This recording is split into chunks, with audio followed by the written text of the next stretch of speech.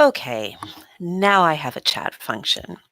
I'm sure that it'll take a moment for you guys to jump in, but I'm going to go back and edit the two little posts that I put out there so that you guys have the actual links and everything in the correct place. So let me get this set up. The problem that I had was that I had it set for that the stream was for kids, which it is. This is a stream for kids, but if I turn that on, YouTube will not let me do live chats. So that was my problem. So I have fixed that now, and I should be able to see you guys chatting. I see three of you have joined in here. So if you have something to ask, feel free to jump in. In just a moment, once I finish posting these updates to the blog so that everybody has the correct information, I'm going to do a quick little overview of what I want you guys to do today for both classes. So this is going to include both my honors classes as well as my honors world class, as well as my AP comparative government and politics course. So at some point, I'm probably going to be talking about stuff that doesn't pertain to you. That's okay. And remember, you don't have to necessarily watch this live stream. It's there just so that, number one, you know that I'm here and that I can directly answer questions that you have. And additionally, so that hopefully you can know that you're, even though you're not at school, you still have some connection to it. So give me a second and I should have these updated. Let's see here, edit. I'll tell you what, man, by the end of this, I'm going to get really good at tech. Fear me, I'm going to be really impressive once I get this thing done. Okay. All right. Okay.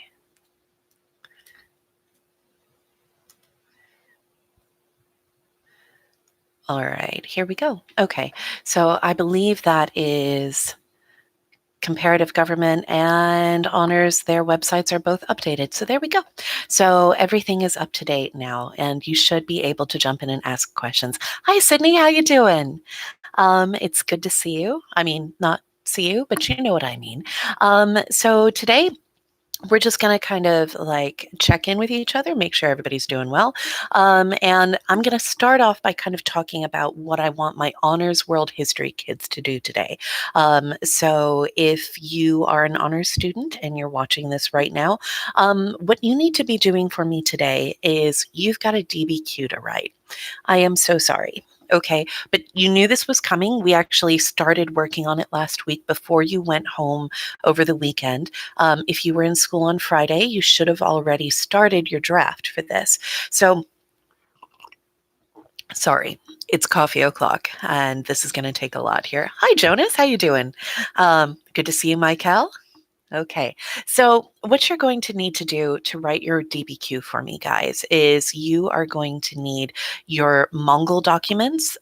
They're up on the blog for you, so please make sure that you have those. You should have a hard copy from class on Thursday, but if something happened like you ate it or you are so desperate for toilet paper that you have used the Mongol documents to supplement, then I strongly, strongly recommend, excuse me, allergies, I promise, that you go ahead and download a copy that I've put up on the blog. Just so you know, everything I put up on the blog from here on out, in all of my classes, I'm going to put up both a doc file, like something that would open in Word, and I'm going to put up a PDF. PDFs will open on any device, okay?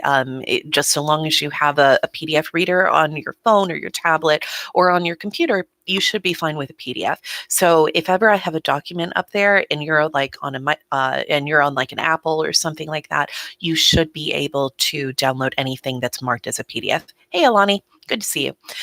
So the first thing you're going to need to do for Honors World History is make sure that you have those documents downloaded. Then you want to make sure that you have completed your outline for how to do your DBQ. You got that in class on Thursday as well. So make sure that you have that downloaded, and make sure that it's completed and you've worked all the way through. It should help you to develop your thesis statement. Once you've got your thesis statement developed, guys, then I want you to sit down, open a document either on Word on your computer or on your phone, use Google Docs, or you can use Office 365, whatever you want. And I'm going to ask that you try to go ahead and write that DBQ. I've put specific instructions as to what I want in each paragraph up on the blog. Please read through it carefully. When you're done with writing your DBQ, and I am not expecting perfection, guys, like we have moved beyond that right now. Right now, I'm just looking for you to try. Okay. So I'm going to ask that you try and write a DBQ for me for Honors World History. Once you finish doing that, I'm going to ask that you download the file. Okay. I've put a little tutorial on how to do that from Google Docs, and then you are going to upload that file to me through a form on the blog. Okay. This is going to require that you know your Office 365 logon. So hopefully anybody in Honors World History knows their Office 365. And if you don't, please feel free to ask. Okay. And I'd be glad to help you out with that. Hey, Olivia, how you doing? Good to see you, Chandler. Lovely to see all of you. So that's the overview of what Honors World History is doing today. So if at any point in the next hour and a half, or approximately hour and a half, you have trouble or difficulty getting this to work for you, let me know and I'll be glad to help, okay? So let's talk a little bit about AP Comp. So comparative government and politics today, guys. What you need to do, excuse me, is a little bit straightforward. You have 3 videos, although I promise it's really like 2 and then like a tiny little bit that I couldn't squeeze into the second one. You have 2 little videos that you need to watch. Good morning, Devin. You have 2 little videos that you need to watch about political history in Nigeria, moving from the late independence movement, or rather not the late independence movement, the independence movement up until 1999, which is when the current constitution of Nigeria was written. So you're going to watch through those documentaries, those screencast lectures that I've created for you. You're going to take notes while you do so, okay? Feel free to pause whenever you need to jot things down. Okay, they were super fun, Chandler. I'm glad you thought so. They're not that hard for me to do, so I don't mind doing them. Um, Again, allergies, I promise. I've got my door open right now to my porch because it's nice to hear the birds, but yep. Yeah, so you're going to watch those, you're going to take notes over them. And then there is like a very quick 3-question learning check that you guys are going to need to do for me, where you basically just prove to me that you watched them. That's what I'm asking you to do. Okay. So that's what you guys need to be doing for me for AP Comp. So I would just kind of ask in general, like, how are we doing? Anybody have any tech problems or issues that I need to be worried about outside of like just this class or anything like that? So everybody doing okay? I'll give you a moment to kind of respond.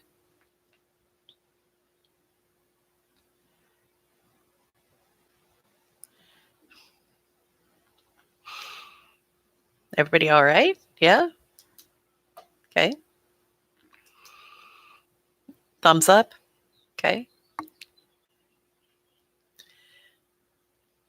So I'm not sure how long this is going to last, and you guys probably realize that too by now. You're good. Everybody's good. All right. Okay. Let me know if that changes or if you have difficulties at any point.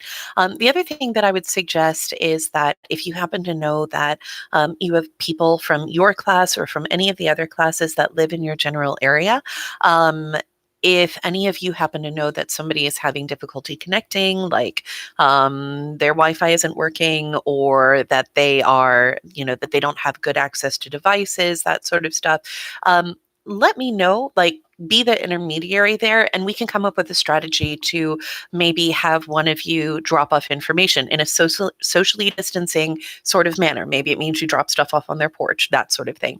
But I'm going to ask that you guys be good communicators with each other beyond just with me, so that we can make sure that everybody has what they need to get you through this.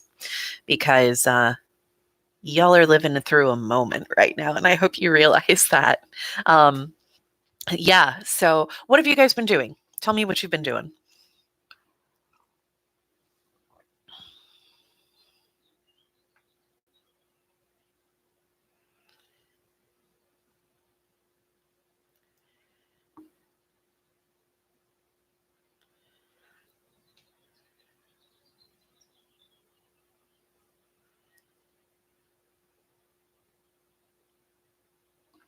Nobody's been doing anything? Nothing at all? Really? Pirates of the Caribbean marathon? Okay. I have to admit, after the second one, I was like, I think I'm done with that. Okay. All right, there we go. I've got some answers now. Cool. Okay. So Chandler says he's taking a free to me college, a free to me. I'm going to tell Dr. Roach to use that term. Thank you for that. A free to me college course on Coursera about borders, election, democracies, and constitutions. Oh my gosh, Chandler, that sounds amazing. Can you do me a favor and like drop a link to that if there's a link, or send me an email about it? That might be something that other people might be interested in doing. Oh, Alani got some acrylic paint and brushes to try out. I feel you on that. I did as well. I have all my art supplies in the world right now to keep me entertained. Let's see here. Hey Ralph, how you doing? Um Jonas, let's see here. Using social distance as an excuse to hole up in a basement and practice. It's not far from what you do without a pandemic. All right. Some of us, I think, are having an easier time with this than others. I'm an introvert by nature. I know that doesn't necessarily come across in the classroom, but I really am. So when I'm done teaching for the day, I kind of don't want to talk to another human being. So this is actually not that bad for me, because I'm um, pretty comfortable holding up and not going out. That's kind of what I do. So, what I'm finding is that it's really important for me, however, to have like specific tasks that I'm going to do. I'm not like really rigid about the schedule, but it's sort of like before lunch, I'm going to do these things. And then after lunch, I'm going to do these things. Because if I don't have like tasks, then my brain starts to spin. So I need to have specific things I'm going to do. Sydney, I'm sorry your parents won't let you leave the house, but that's probably smart. So if you have a yard or something, there's nothing that says that you can't be socially distant and outside. Um, and depending on the guidance of like, public health officials and everything, they might say, it's okay for you to go to a park, so long as you leave the appropriate amount of space between each other. So, hang in there, kid. I promise, like, this is the sort of thing we get through. Okay. All right, let's see here. What else? Yeah, yeah. Thank you, Chandler. That'd be great. Okay, Valencia, so you've been FaceTiming a whole lot? Yep. I've been calling a lot of my friends and chatting because just because you're like holed up in your own little place doesn't mean you shouldn't be talking to people. So let's see. Charlie thrifted jeans and you're going to paint on them. So you went out to a thrift store and you got stuff, and now you have a project to do. I like it. I'm glad that Man Island is alive and well, Ruff. That's good to know. Let's see here. Jada, you're doing extra Chinese studying right now? I'll tell you what I'm planning on doing at some point here. I am definitely planning on doing some serious like Duolingos work on Portuguese because my Portuguese is terrible. So at some point, depending on how long this lasts, I'm going to break out my Portuguese workbook that I have from grad school, and I'm going to sit there and I'm going to make myself get better at this. So there we go. That's one thing that I can do. Um, the other thing is I've been journaling. Like every day, I make myself sit down and write a little bit. Partially because this is such an extraordinarily strange moment. I kind of want to have a record for myself, but also because it helps me kind of put my thoughts in order for the day, and it makes me sit down and think and work through how I'm feeling about stuff. And that tends to be a good idea. So, what else? Oh, yeah, Jonas, did you watch the Democratic debate last night?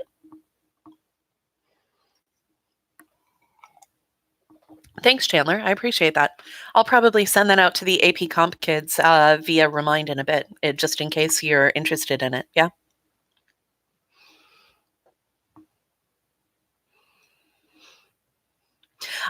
Jonas, I have to admit, I only watched clips of it. Actually, I thought in terms of the structure of it that it was, um, I kind of liked it.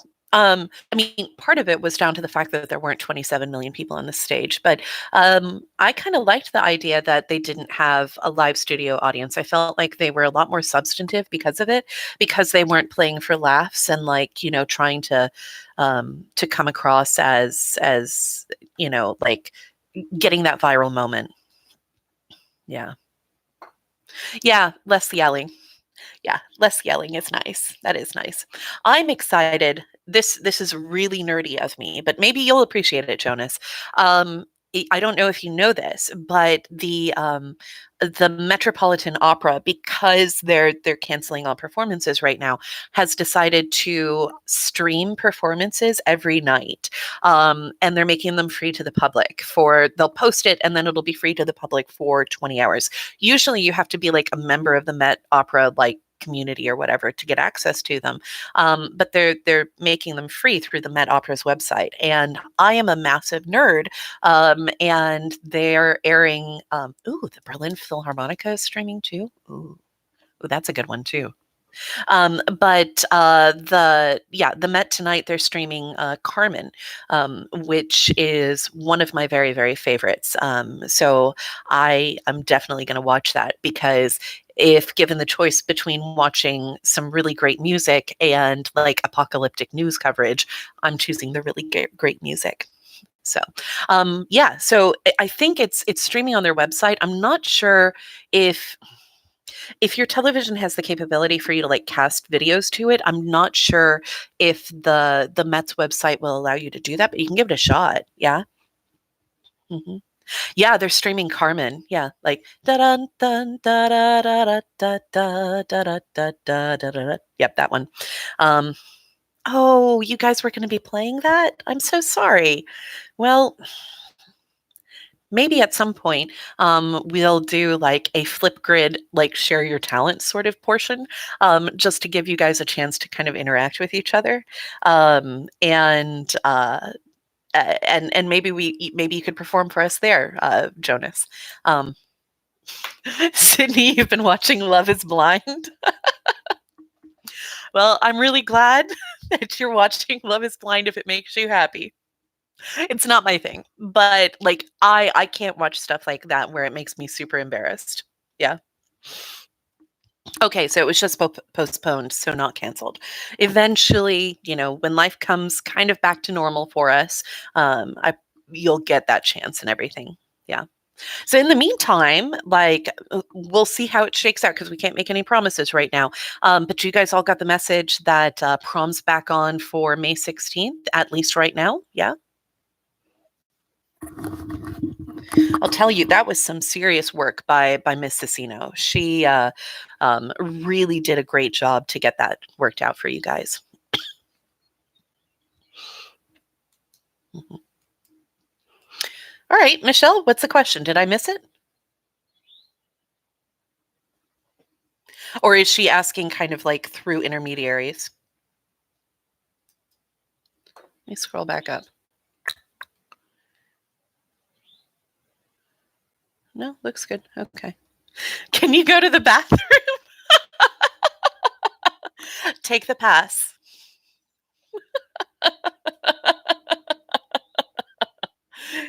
Yeah, yeah. Take the pass and make sure you're only going to the one on the 300 hall, honey. Yeah. If you haven't got your tux yet, so if you find a nice hazmat suit, you'll wear that instead. Um, yeah, we might be looking at plague chic, huh? Yeah. Okay. Yeah, it is about time. It's let's see here. Right now it's second period for us, right? So this is usually the time when you're making a parade to the bathroom and the vending machines anyway, Michelle. So feel free to go. Yeah.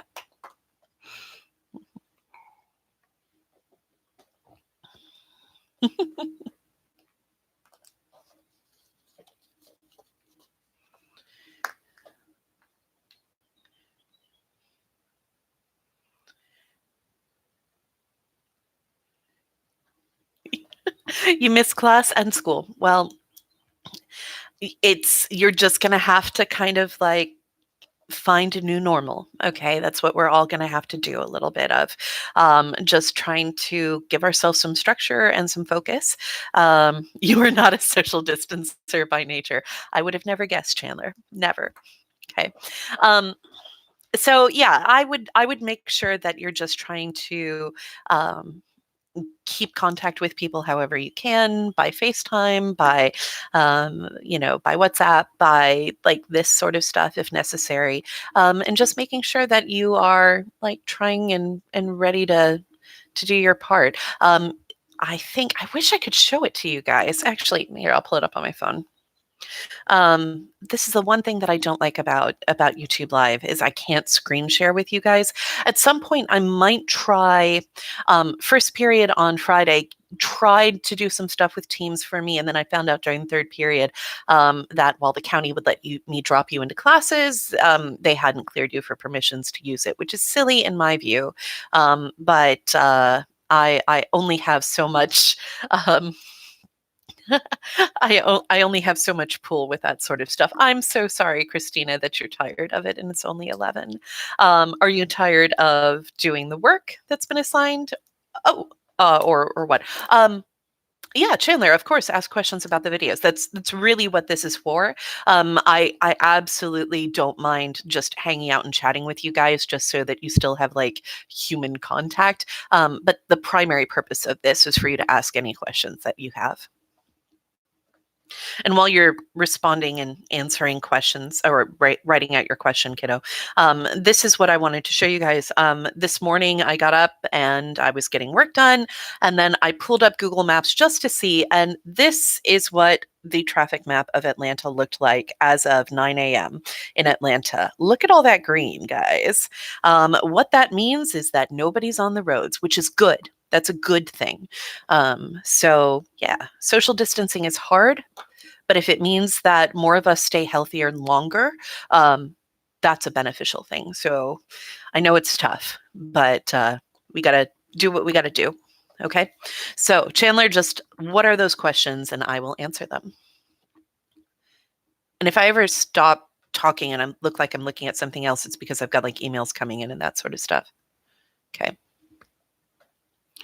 Oh, okay. So why did Nigeria not choose to dissolve into ethnic-based nation states? Couldn't have the Hausa just had their own, like the Igbo? Oh, okay. And then Christina kind of wants to jump in. How autonomous were each of the regions in Nigeria? Okay, those are really good questions, guys. So why didn't Nigeria choose to dissolve into ethnic-based states? Well, for a number of reasons. First of all, we really have to question how much Nigeria got to actually make that decision, because the British had essentially, dictated how the system was going to work, and that means that they really kind of set it up to still be beneficial to the British Commonwealth even after Nigeria became an independent state. So that meant that like they felt that they had strong ties to the north as well as to the west and the eastern regions, in terms of trade partnerships, and they did. The British actually had a pretty strong relationship with the Sokoto Caliphate, and as a result of that, like they didn't feel like it was beneficial to break up the colony. And additionally, there wasn't a whole lot of sort of like democratic like consultation with the population as a whole before independence took place. It wasn't like they held a referendum, right? So it wasn't like the average Nigerian person got to choose whether or not they wanted to think about whether or not they wanted to have independent states. There were definitely people who advocated on behalf of that. Um, but it was kind of like other states around them were doing the same sort of thing, where you had these large nation states emerging, that were composed of lots and lots of different types of people, and there was kind of like, you guys familiar with the term economy of scale? You might have talked about it a little bit in macro, but the idea of economy of scale is the idea. Uh, the idea behind economy of scale is that you're more productive the larger you are, up to a certain point. And the sort of idea was that maybe Nigeria was more productive as a larger entity with more resources than it would be if it were a smaller number of states. How autonomous were each of the regions in Nigeria? They really had the ability to. They were sort of like different states. They had different laws in different areas. The North in particular was always significantly more autonomous than, say, the West and the Eastern regions, and that had a lot to do with the influence of Sharia. The Sokoto Caliphate used Sharia as the basis of its civil law. That wasn't new. It's still not new in Nigeria, but and but the southern regions of Nigeria tend to be much more heavily Christian. And so trying to have like a universal legal system there doesn't really work. So they were pretty autonomous in a lot of ways. Let's see here. It's economy of scale where you get the tendency for empire and imperialism. Maybe a little bit that it's more economically profitable to have more people involved. But I tend to think that empire and imperialism has a lot to do with dehumanizing the other, that you are making other people less than another group. And as a result of that, you have this sort of decline in valuing the human life of the subject that is going to be colonized or subject to imperialism. So I tend to think that it has a lot to do with a lot of racist policies that came out of the 19th century primarily. Let's see here. So Christina. Oh, I think I've answered yours. Okay. Chandler wanted to know, why does the Biafran crisis turn violent? Okay, so first and foremost, the Biafran crisis was already violent before it actually resulted in secession. Because what happens is in 1965, you have that coup d'etat that occurs in Lagos, the federal capital. Excuse me, the federal capital at the time. And you have that coup d'etat that occurs largely because the surrounding Western region, the area that is culturally kind of like Yoruba land, that area right there had been in a lot of chaos since the elections in 65. And so you have this coup d'etat that occurs in 65, 66, somewhere in that neighborhood, that results in the assassination of the prime minister and the destabilization of the legislature. The military that takes over is largely Igbo. That's the same group that eventually pulls for independence in the Niger River Delta, in Biafra, essentially. And as a result of all of that, so like the Biafran crisis was already violent. What happens is that when you have that coup d'etat, a lot of the military officers that are killed are Hausa, and then they seek revenge. That's part of it. They're seeking revenge. Plus, the Niger River Delta is where the oil is. All right. So the state of Nigeria was not going to let that area go without a real fight. And they fought. And we're looking at 500,000 to 3 million deaths as a result. Yeah. So, yeah, there we go. Any other questions about content? Otherwise, we can just continue chatting if you need to.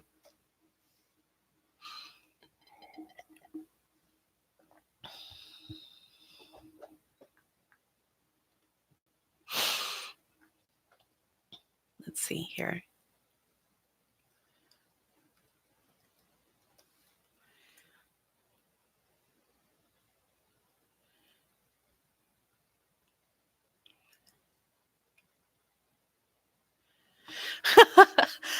Elizabeth, roughly how many coup d'etats were there in Nigeria? Oh, Lord, honey.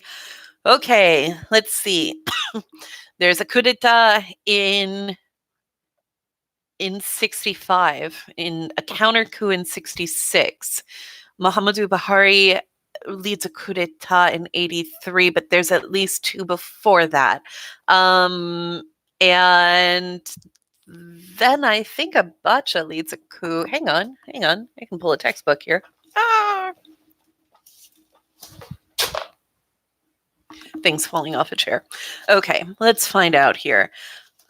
Your textbook does, I mean, you've got a reading packet, but I've got the textbook. Hmm.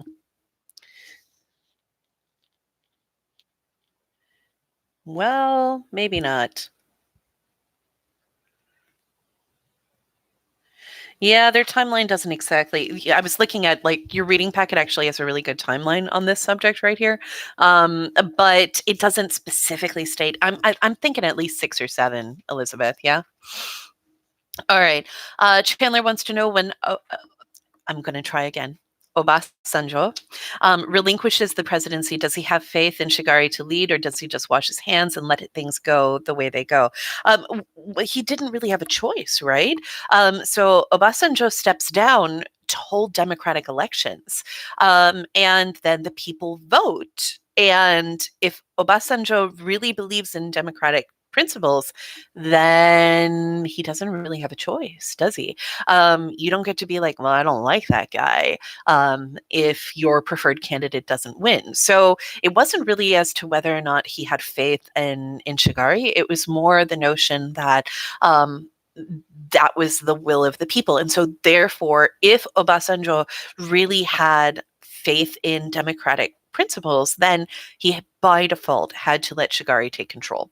Um, and that's kind of what happened. I mean, like Obasanjo had been a military dictator previously. He had military connections, but he was, he's actually a pretty controversial figure in Nigeria. Some people really love him. Some people really can't stand him. But depending on how you feel, like regardless of how you feel about him, he did choose to step down and away from power, which is an unusual thing in Nigerian politics.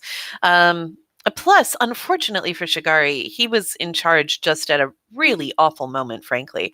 We don't all get to choose the time that we would rather, be in charge. Sometimes it is what it is. And he inherited a bad moment. Um, so, so what else, guys? Anything else? What have you been watching on Netflix aside from Love is Blind?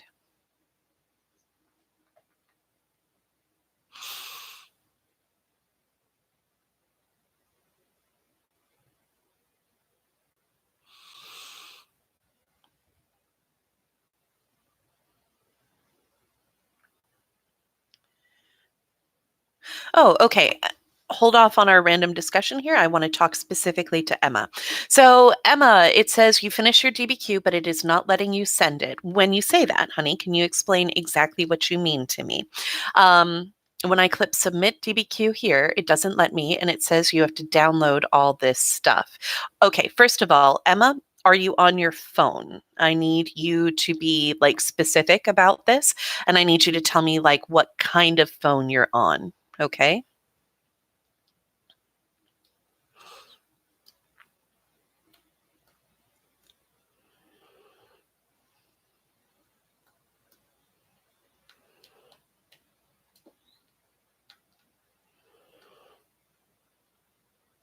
You're on your laptop.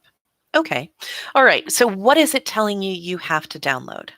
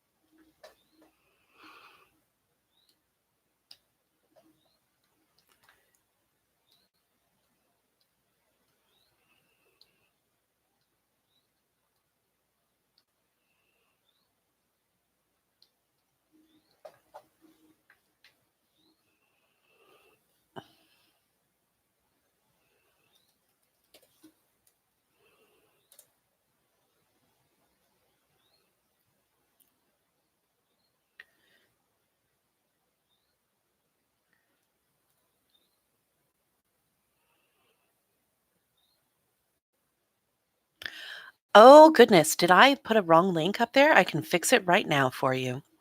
I think I did. All better. My apologies, guys. Let's edit that for you. If it's a stay focused app, is that what it is, Emma? That's a my problem, not a you problem. Hmm. This is what happens when I'm planning like a million different things at once. Do do do. And I had a couple of things on my copyboard. Okay. Emma, I'm going to want you to go back to the post and I want you to try it again and it should be all better. Okay? Yeah, it's a stay focused app. That actually, Emma, if you do want to use it, I mean, you don't have to use it. It's a Chrome extension that goes on my browser, and I can set like websites that I don't want myself to go to because I have no self control. So, like when I'm working or when I'm chatting with you guys here, I don't want to be messing around on like Twitter or something like that.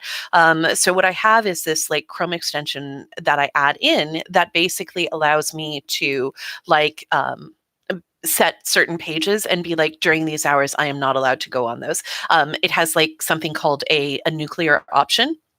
Okay. um yeah, Tsunami Honey, it remember, you should have already written part of the draft, so it shouldn't be that bad for you. But yeah, the Stay Focused app, I totally recommend it for you guys. I'm just sorry I put that as the link there. Yeah, my apologies. I had everything so nicely set up for you, and then I screwed that up. But it's the first day, so we're going to have mistakes a little bit. Okay. So, Emma, give that a shot. Get back to me and let me know if it works for you or not. Okay. All right. Okay. So let's see here. Back to our conversation before, stuff that you guys were watching on Netflix. Let's see here. On My Block and Elite. I have never watched either of those things. What are they? Are they reality television shows or are they just programming here? Oh, Chandler, that's a good question. It's not IMO, it's IMF. Okay. It's not In Your Opinion. It's Oh, you're watching The Umbrella Academy. I have been meaning to watch that. Do you think I would like it, Tsunami?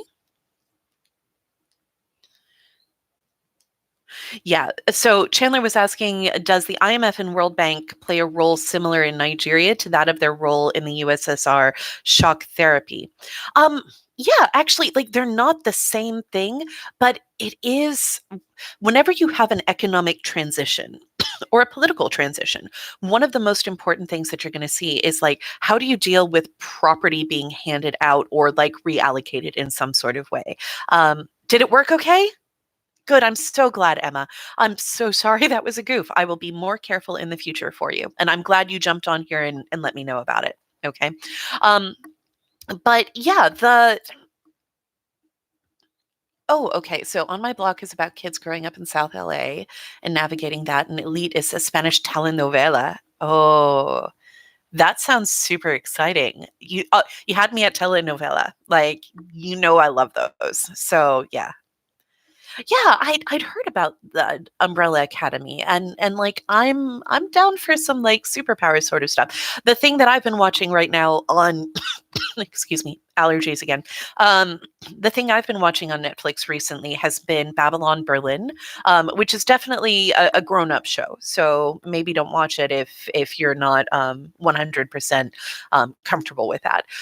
But it's set in the Weimar Republic just prior to, I think it's 1929 is when it's set, and it's really fascinating. It's very arty. So if you're not super into like art or film, it may not be your thing. But it's kind of like has a German expressionist noir sort of feel to it, which is like all of the things that I like. So I'm really enjoying it. It is, however, in German. So it's not one of those things where you can have it playing in the background. I have to be watching it pretty actively in order for that to work. Yeah. It's still not working, Emma? What is it doing? Is it saying the same thing? Have you refreshed the page?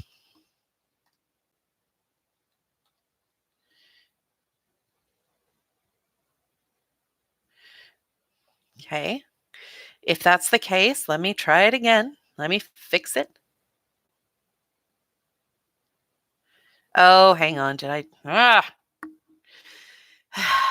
Technical difficulties. They are my favorite. Save. Update.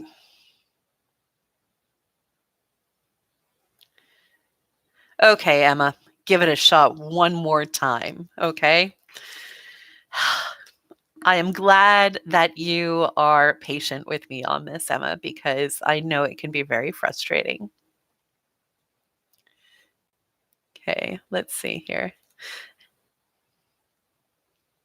There we go. Now it should be working. Okay. Did we skip a republic or is military rule considered too? We did skip a republic because it lasts for like a hot second. It's really not critical. They're never going to ask you questions about the third Nigerian republic. They just aren't. That's not a thing that they will do. Yeah. Okay. Yeah. Emma, I think what I had it linked to the response page that I was looking at because my brain isn't functioning, even though I've had 2 cups of coffee already. And yeah, so it should be working now. Okay. And if not, then let me know and we will figure it out. Okay.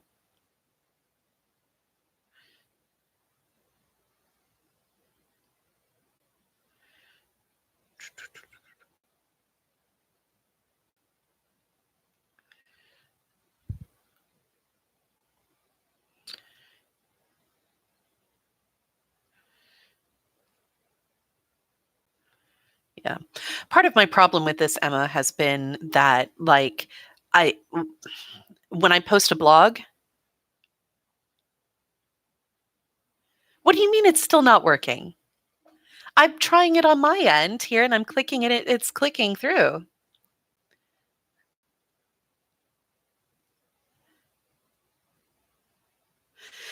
Do me a favor, honey, okay? I want you to refresh the blog page for me, okay? If like close out of your browser and then like go back to the blog and check, okay? Because I have updated it and now when I'm clicking on it, it is taking you to the correct page, okay? You're probably going to have to log on through Office 365, okay? But you've got to refresh the page for me. You've been insulated by your sister? I think maybe insulted. Is that what you meant? Mm-hmm. And let's see here. And Chandler is saying, are we looking at the start of stability with the Fourth Republic? And does Nigeria have a stable or evolving constitution? Chandler, that's a really great question. The Nigerian Constitution today is the same one that was established in 1999. It has been subject to a few amendments, but broadly, yeah. But broadly, it's the same sort of deal. That it really hasn't changed a whole lot. It's also very very similar structurally to the U.S. Constitution, which will serve you well during this period. Okay, so you knowing a little bit about the U.S. Constitution will help. And is it the start of stability? Um, they haven't had military rule since 1999. That's a good thing. The last couple of presidential elections have been mostly peaceful. The last one last year was kind of a bit of a mess. It took a while before people were like the election, first of all, was postponed and then it was carried out, and then the results were slow coming in. So it was a little bit unstable.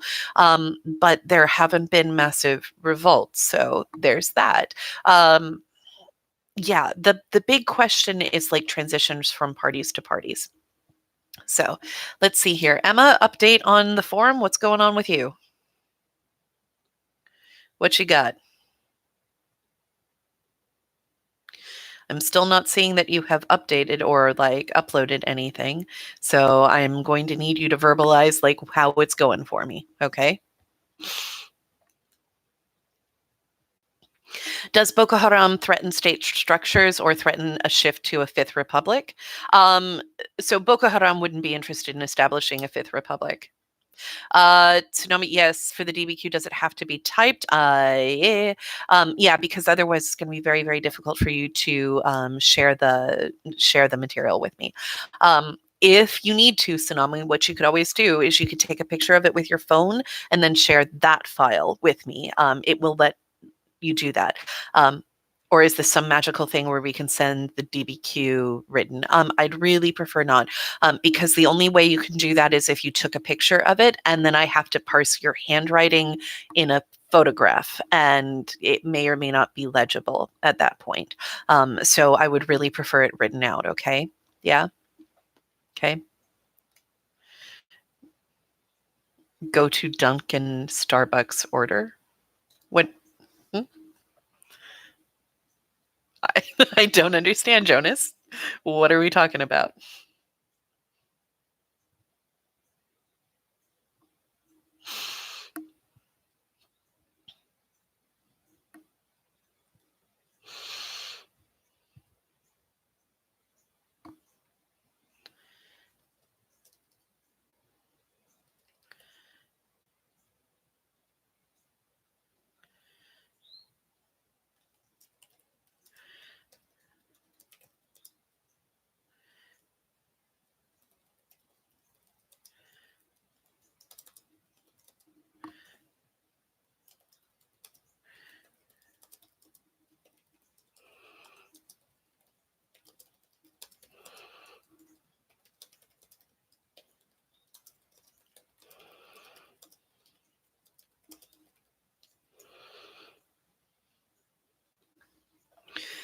Okay.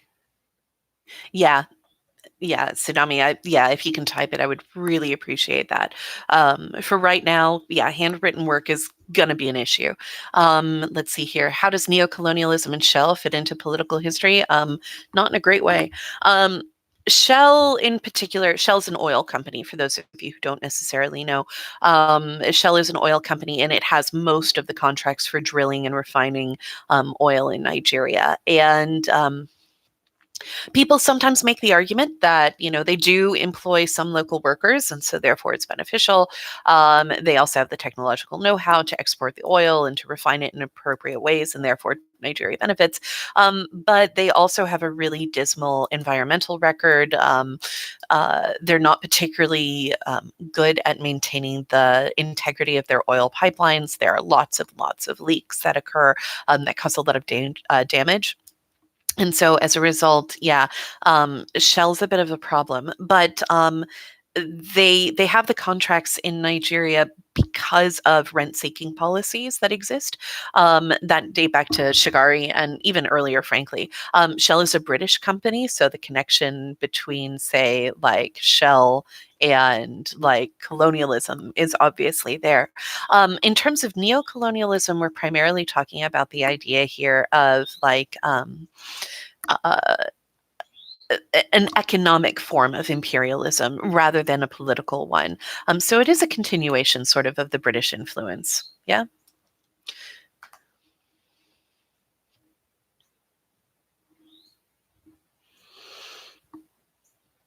Oh, there's a robin right outside my window right now. It's very pretty. There we go. Looks like Emma has been able to upload her file, so that's good. So, what does the future of Nigeria look like in a post-oil, more environmentally friendly world? Well, that is the question, isn't it, isn't it, Chandler? We don't know. Nigeria has incredible economic potential. It really does. It's got one of the largest populations in Africa, most of whom are pretty young, and they're right within sort of the range of work ages. And so that means that in terms of economic productivity, they're right up there with any other potential country. You also have a fair number of people who are very, very well educated in Nigeria, although that education is not equally distributed. Um, so you have people who are who have studied domestically and as well as who have studied internationally. As you guys know, the Nigerian diaspora is really, really large. So you have people who go to, say, the UK to study, who come here to the United States to study. Atlanta has a very large Nigerian population.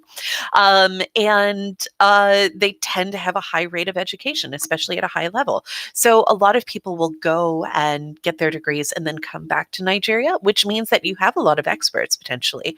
Um, so it's not that Nigeria doesn't have the human capital to shift to something that is less resource trap based, right? It has a lot more to do with the notion that, like, how do you provide the structure um, in a state that has weak capacity at this point?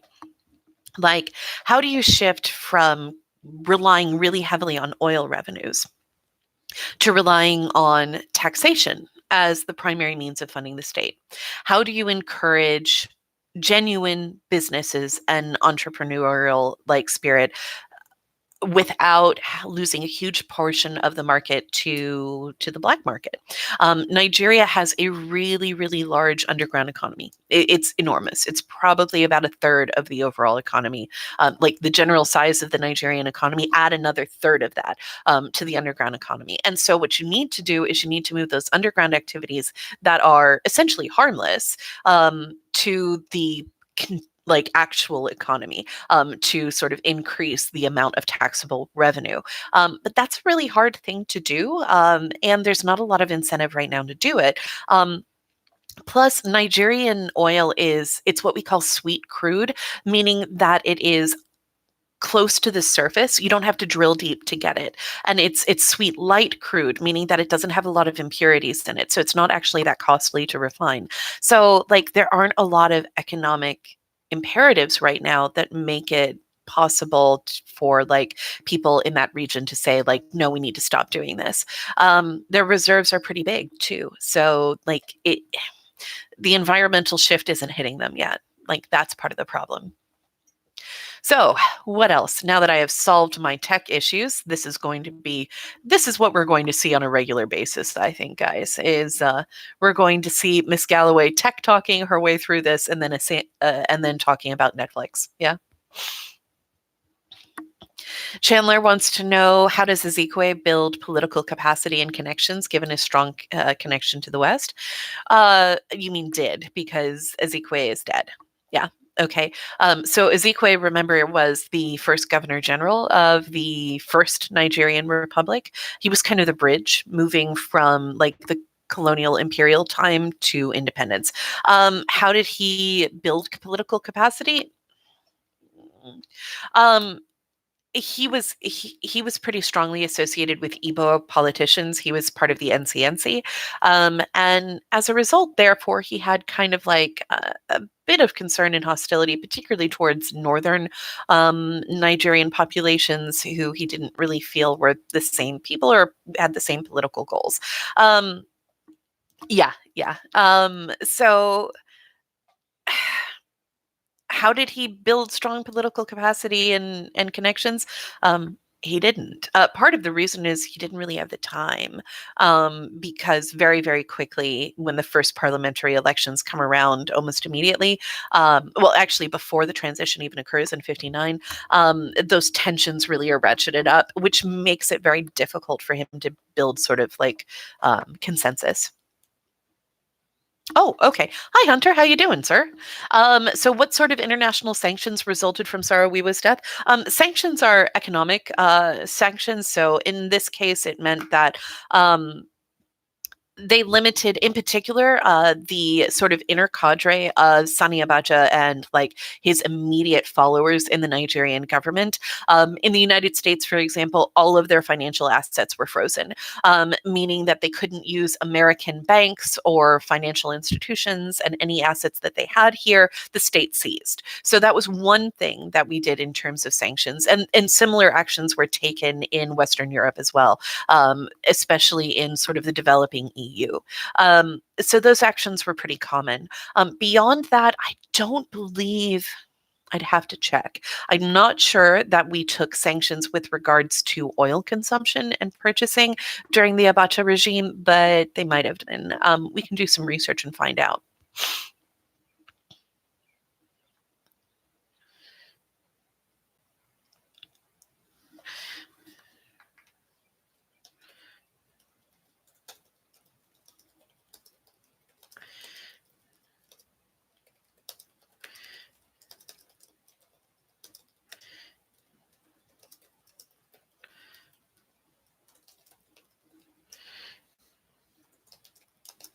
Sorry, responding to an email from a student.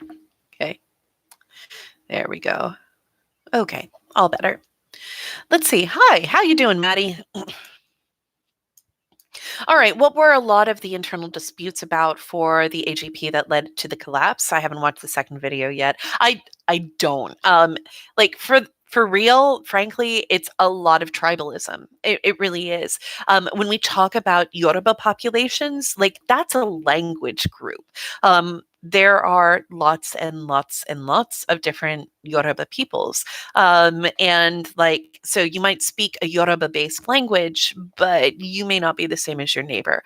Um, Along with that, there's also a religious dispute.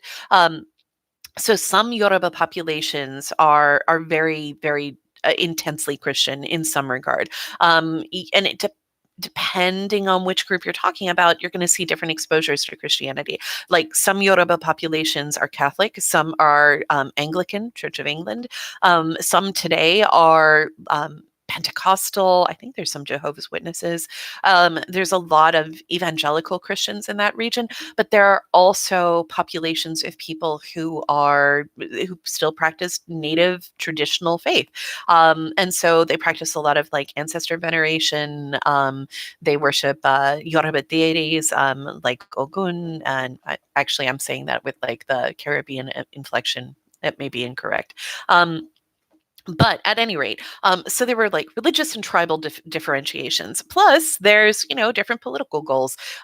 Different groups wanted to see more or less funding allocated to certain projects, and essentially the coalition just kind of collapsed as a result. The fighting got so heated about like political allocations that the regional government in the Western territories collapsed, and that threatened the control of Lagos, which meant that they essentially put Lagos on lockdown, which led to a coup d'etat, and then everything else collapsed. It was like a really terrible domino system. Yeah. Can a resource trap move from an NIC to an MDC whilst relying on that resource? So you mean when you're saying NIC, you mean newly industrialized country to a modern developed country? Is that what you mean with the MDC? I need a clarification there, dude. While relying on that resource?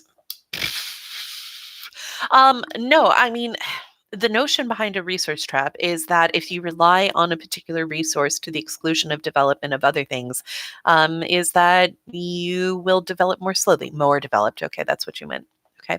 Um, that you will develop more slowly. Mm,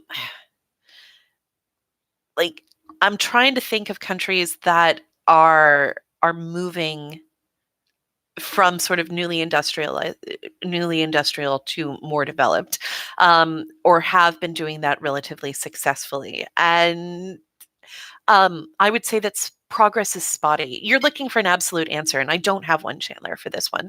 I would really say that it's probably a matter of it's going to be hit or miss in terms of the way that that these sort of systems develop. Yeah.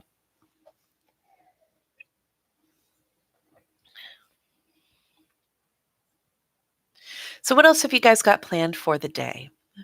What are you going to do once you finish your schoolwork for today?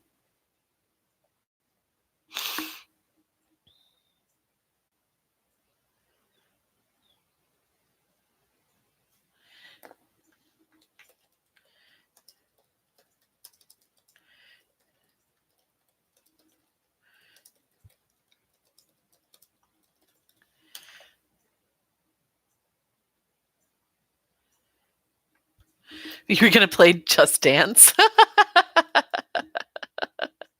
Well, that'll keep you busy, right? Give you some exercise, yeah?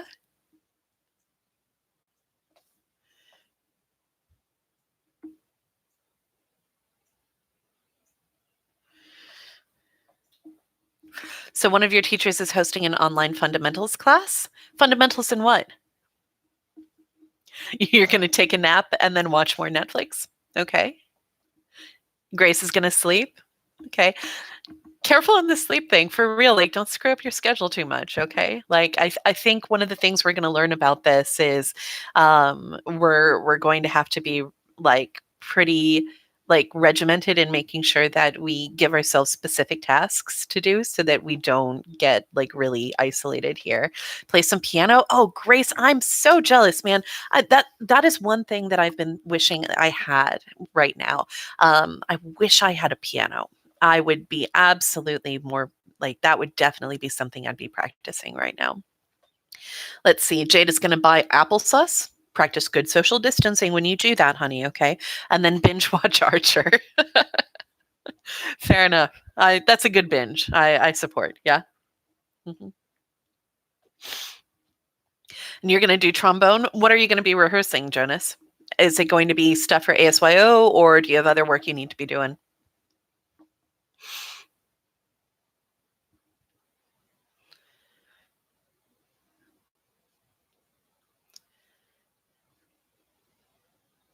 So now you're going to do your other classwork, and then if you're done, you're going to read or try to cook. I think cooking is a great idea. I think that is something that, especially, hey, my seniors, like I highly recommend that you use this as an opportunity to learn how to do some adulting. Yeah. Okay. Because I know some of you are really sort of, oh, the fundamentals class is for a trombone. Got you. Okay.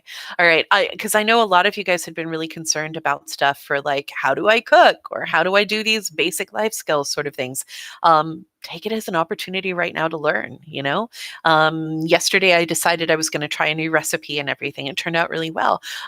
So, yeah, I would definitely suggest like, giving it a shot. Don't make your parents do all the cooking right now, yeah?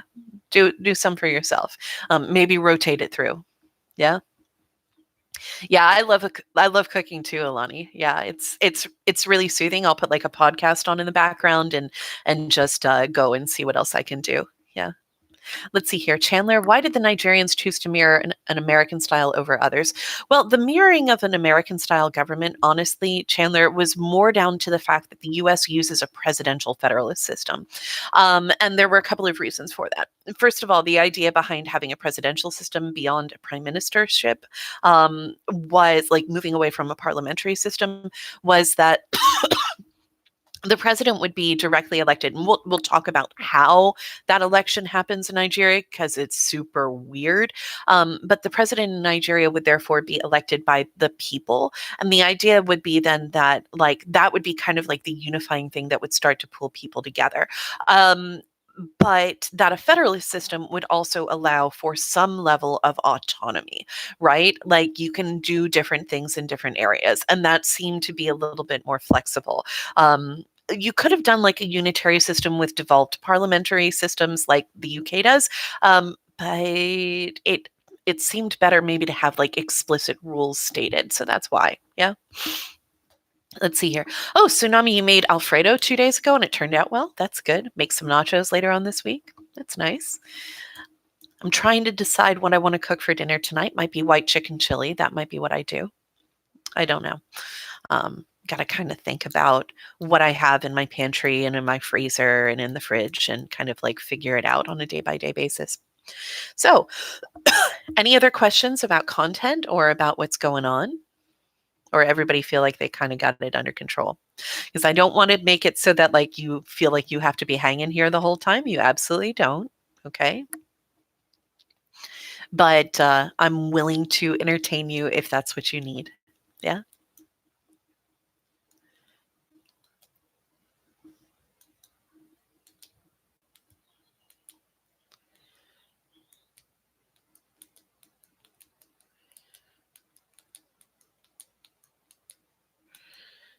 Jade has just been eating ramen. Hey, you can make really good ramen, okay? But You have to do more than just boil the water and put in the noodles. Yeah? Yes, exactly, tsunami. Yeah, you can add in a lot of different things. You can really make it into a meal rather than just, just straightforward ramen. Um, I always find that, if you saute a little bit of ginger and a little bit of garlic with whatever protein that you're going to put in it, and maybe a little bit of chili oil, that's always really good because it's nice and spicy. Yeah. Um, and then you add that in. Yeah. Let's see here. Do we see judicial equity? And I'm going to assume you mean strong rule of law. And strong rule of law in Nigeria? No, no, not at all. It's better than it used to be. It is better than it used to be, but no, you do not see strong judicial equity. And we'll talk more about that in the next two lessons. Yeah, I don't want to get too far ahead of myself here. Yeah.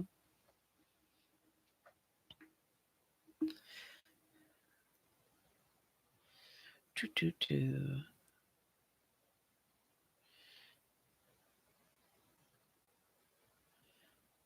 Okay.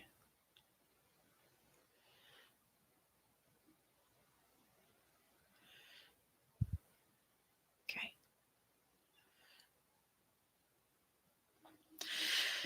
So Nigeria is the smallest economy of the six. Oh, yeah, it is. Yeah, in terms of GDP, yeah, it is. It is definitely the smallest of the economies that we're going to be looking at. Although, to be fair, things are changing quite rapidly right now, and Iran's being hit really hard by Corona. And so, as a result, you might see a significant decline in Iran's economic output right now as a result. But I don't necessarily think that's a fair comparison because global markets are kind of a mess at the moment. But it is what it is. Yeah. What else you got? So from each country, we glean certain central information. What do we glean the most from with Nigeria? Well, my focus for Nigeria here is essentially the role of ethnic and national divisions. That's really the big point that I would have you pull away from Nigeria is what happens when you have really strong social cleavages in a country. What does that do? Additionally, it's a good kind of example for developing nation under a federalist system. Yeah. Um, yeah. Yeah, that's where I would probably go. Yeah. Tsunami, yeah. Calm down with the toilet paper. You're absolutely correct. Um, yeah, this isn't a gastrointestinal disease, guys. If you're using 140 rolls of toilet paper for 14 days, I don't know what is wrong with you. But just calm. We'll be good. We'll be okay through this. Yeah. What else? So just so you know, I'm planning on staying on this channel until about noon, and then I'm going to log off for the day because I got to get your lessons ready for tomorrow. And I'm going to make sure that I change out the link that I've got set up right now on the drafts that I'm doing for tomorrow's, so that I don't have to send out kind of the updated one. I want to make sure that I've got the live chat option for you guys like this today, so that you can jump in and let me know if you're having any problems, that sort of thing. Okay. Yeah. So once I finish with all my work for today, um, what should I make a plan to watch? I'm going to give myself one show I can watch a couple of episodes for. So, what should I be watching? Let's see here. Chandler says, how does government infrastructure and public service operate in Nigeria? Strong safety nets? No. No, not strong safety nets at all. Infrastructure is not particularly well developed. It's better than it used to be. But no, not strong safety nets at all. Again, that'll be stuff that we talk about a little bit later. Yeah. Mhm. I should watch Elite. Okay. Elite, Umbrella Academy. All right, I'll add it to my watch list. Um, let's see here. Which one should I watch today? Either Elite or Umbrella Academy? Which one?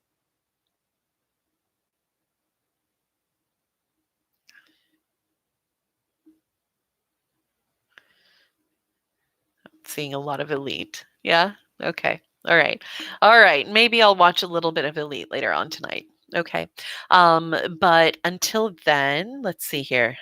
Umbrella Academy is too long. I'm only gonna let myself watch like 1 or 2 episodes. I don't let myself binge stuff right now because I'm on the clock. Yeah. Well, obviously it's got a lisp if it's in Spanish in Spain. I mean, that's Castellano, right? So like it's going to be Barcelona, right?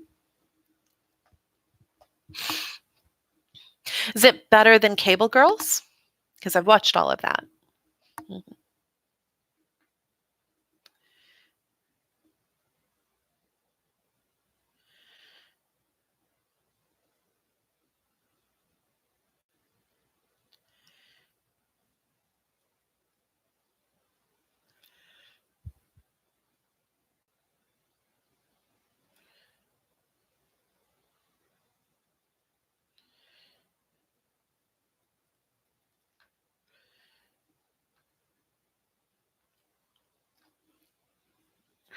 It's equivalent in quality. Reminds you of de Flores. Oh, Girls, Jada. If you haven't watched it, I highly recommend it. It's up on blah, blah, blah. It's up on Netflix. And it is about it's about women in like the 1920s, I think is when it starts. Can't remember. Women in the 20s in Madrid who work as telephone operators. Like they're called cable girls because they're the ones who would transfer people's calls by plugging in one and then connecting you directly like in a manual sort of way.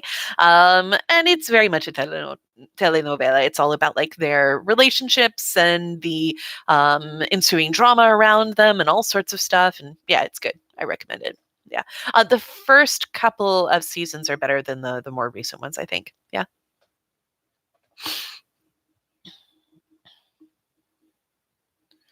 All right.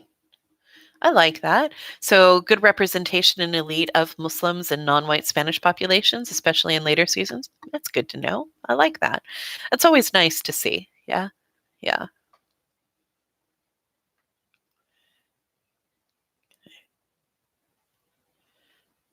Here we go.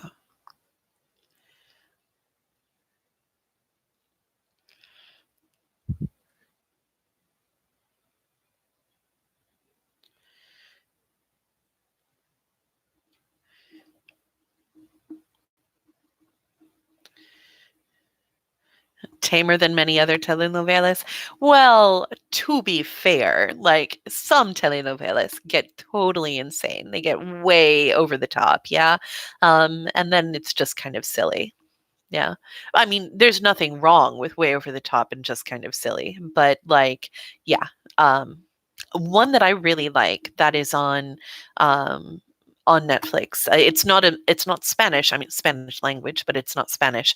Um, is I like uh Sor Juanines. I think it's just is it just called Juanines? But it's about Sor Juanines de la Cruz in Mexico. She was a nun in the 16th century. It's 1500s, right?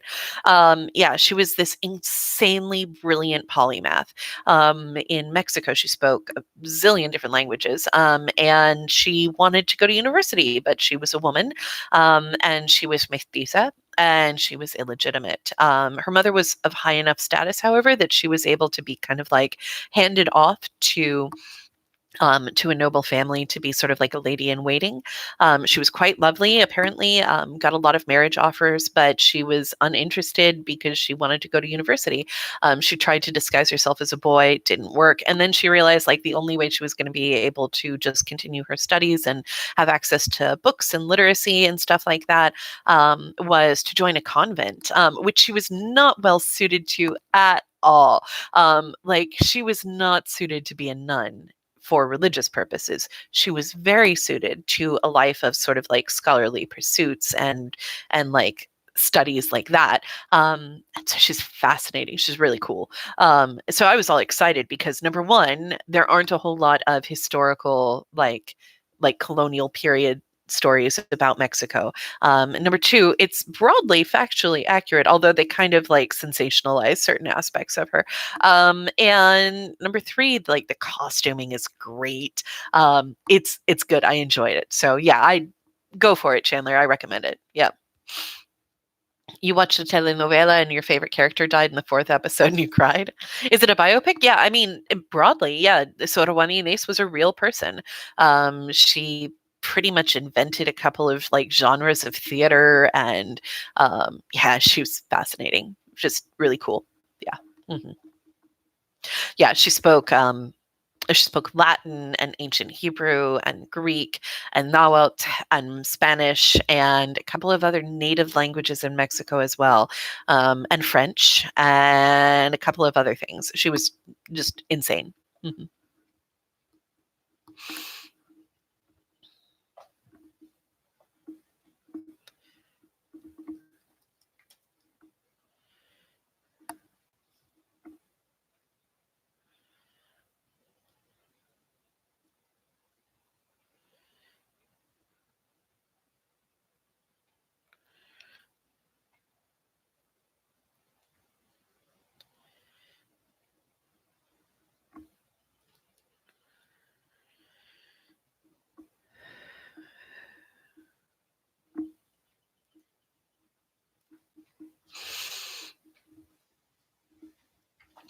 Mexico Profundo is on your list for the break. I'm going to have you read a portion of it during our Mexico unit, or at least a portion of the translation of it. You're three-quarters of the way done with Zin. And how has my day been so far? My day's been pretty good, Tsunami. I got up early, but not as early as I normally get up. But I got up and made myself breakfast and listened to the news on the radio because I prefer I prefer using like radio news like through NPR and stuff like that rather than just a lot of screaming talking heads. That doesn't make me very happy. And then I had some work I needed to do. So I did that. And then I got everything ready to chat with you guys. And once we're done with this, I'm going to move on and get your lessons ready to be posted tomorrow as well. So I will see you then for that. Yeah.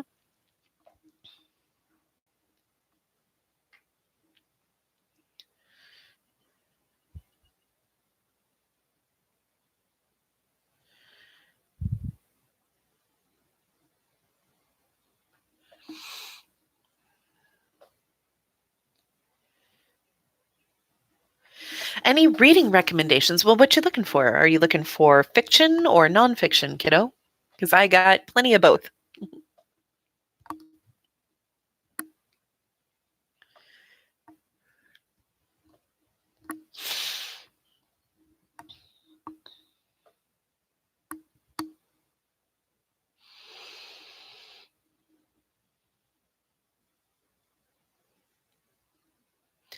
Nonfiction and political. Okay. Um, let's see here. I want to make sure I get the name right.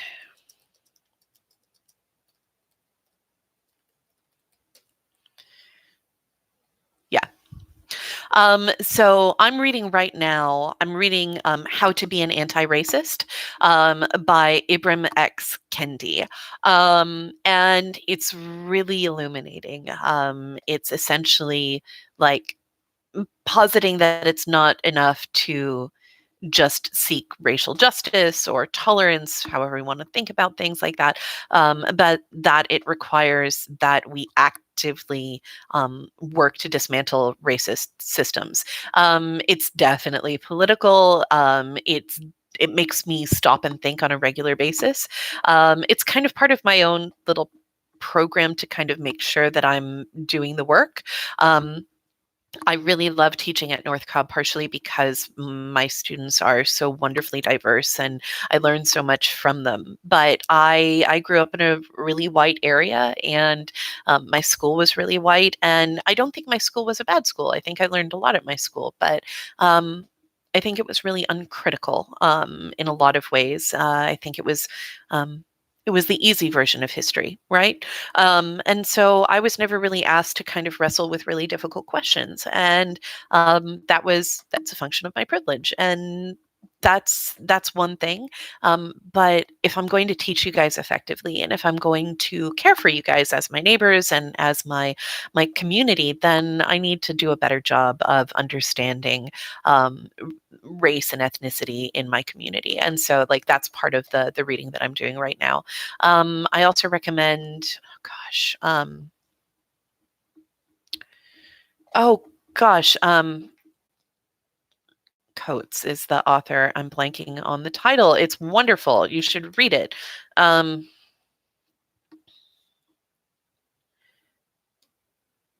Between the World and Me. Yeah. Yeah. Coates, Between the World and Me is yeah, that's it. Yes. Yeah, you knew it. Yeah. That one's a solid one. I'm also kind of like working my way through She Said, which is it won a Pulitzer. It's a chronicling of essentially like journalists working through the Me Too movement. That one's pretty good. I haven't started Catch and Kill by Ronan Farrow, but it is on my list. It's one that I want to pick up. But I'm the sort of person who I'm working through like 7 books all at once. But the book I am reading for fun right now is Gods of Jade and Shadow, which is a young adult novel. And it's so good right now, guys. I totally recommend it. It is a sort of a magical realist novel, meaning that things are fantastic and strange, but also portrayed in a really real way. It's set in Mexico during a historical period called the Porfiriato, which occurred in the 1930s. In some ways, it's, excuse me, it's kind of like a Cinderella story. It's pretty straightforward fairy tale, but the character is really fascinating in that there aren't really black and white moral codes. The cosmology is distinctly Mesoamerican in terms of the way that the fantastic elements move through the world. I really like the fact that it introduces a new group of people to a different way of thinking about the world, and kind of like puts Mexican politics in terms of the Porfiriato, as well as Mesoamerican cosmology, like into the realm of young adult literature. I really recommend it. That and another good one that I've read recently is Children of Blood and Bone, which is a similar, because I like escapist fantasy just as much as everybody else. I can be very, very serious, but I also like reading stuff that is just kind of for fun. But I like it when my for fun reading also has some meat to it. So, Children of Blood and Bone, if you haven't read it yet, I totally recommend it. Please do. It's so good. It's a fantasy novel, and it's very much a quest sort of novel. You know, there's a young girl, she has to save her family and her community, and she has to go on this magical quest, right? That happens all the time in young adult novels. But this one in particular is set in sort of a is set in a fictionalized version of Nigeria, and it relies really heavily on Yoruba stories and creation myths, and it's awesome because of it. So if you have any background in, or just want an exposure to sort of Nigerian cosmology and mythology, I totally recommend it. It's well worth the read. Chandler, the one that I was talking about, that was the Mexican magical realist one, is called Gods of Jade and Shadow. It's pretty cool. Okay. And with that, y'all, that brings us to about noon. So I'm going to wrap up today's office hours. Tomorrow I'll be available for the same time. We can check in with each other and chat again then. Again, if you have questions about content or you just want some tech help or anything like that, feel free to jump in. Okay. I will see you when I see you, but I'll definitely see you online.